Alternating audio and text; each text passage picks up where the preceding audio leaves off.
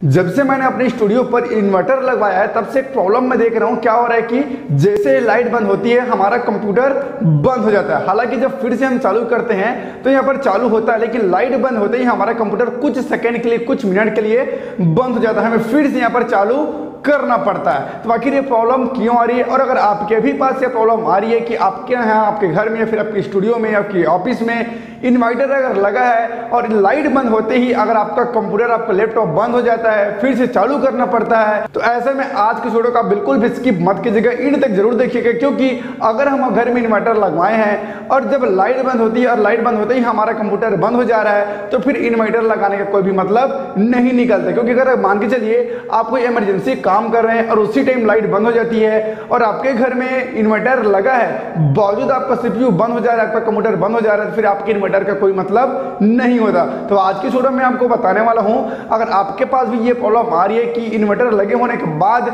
Light बंद होते ही आपका कंप्यूटर बंद हो जाता है, फिर से आपको चालू करना पड़ता है, तो इस प्रॉब्लम को परमानेंटली कैसे फिक्स कर सकते हैं, कैसे ठीक कर सकते हैं। नमस्कार दोस्तों, मेरा नाम है संदीप, स्वागत है आपका teach king Sandeep YouTube channel पर।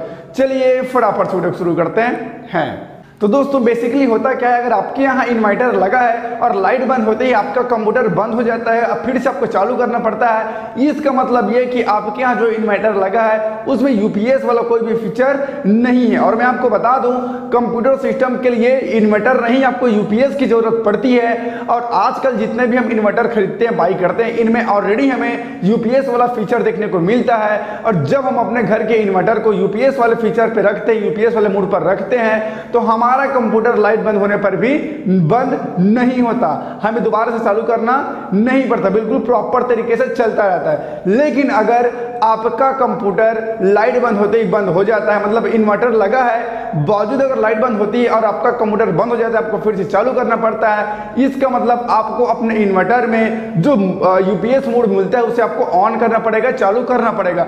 आज के समय पर सभी इन्वर्टर में आपको इन्वर्टर मोड और यूपीएस मोड, और कई एक ऐसी इन्वर्टर होती है जहां पर आपको इको मोड मिलता है। तो इको मोड और यूपीएस मोड दोनों का मतलब सेम ही है। तो यहां पर आपका कंप्यूटर अगर बंद हो जाता है लाइट बंद होते ही इन्वर्टर लगे होने के बावजूद, तो आपको अपने इन्वर्टर का जो यूपीएस मोड है, जो इको मोड है, उसे आपको ऑन करना पड़ेगा। इसके बाद आपका जो कंप्यूटर है वो लाइट बंद होने पर भी बंद नहीं होगा दोस्तों। और अगर मान के चलिए आपके इन्वर्टर पर यूपीएस मोड नहीं दिया है, इको मोड नहीं दिया है, पुराना वाला आपका इन्वर्टर है, तो ऐसे केस में आपको जो 1000-1200 रुपये में जो यूपीएस मिलती है कंप्यूटर के लिए, छोटा वाला जो यूपीएस मिलती है, शायद वो 700 या फिर 600 वाट का होता है, ये वाली यूपीएस आपको लेना पड़ेगा। और इस यूपीएस की हेल्प से आप अपने कंप्यूटर को बंद होने से बचा सकते हैं। क्योंकि होता क्या है, जब हमारे घर में इन्वर्टर लगा रहता है और उस इन्वर्टर पर यूपीएस मोड नहीं होता, तो जैसे लाइट कट होती है तो जो इन्वर्टर के अंदर जो रिले लगा होता है, रिले बोलते हैं, जो कट लेता है,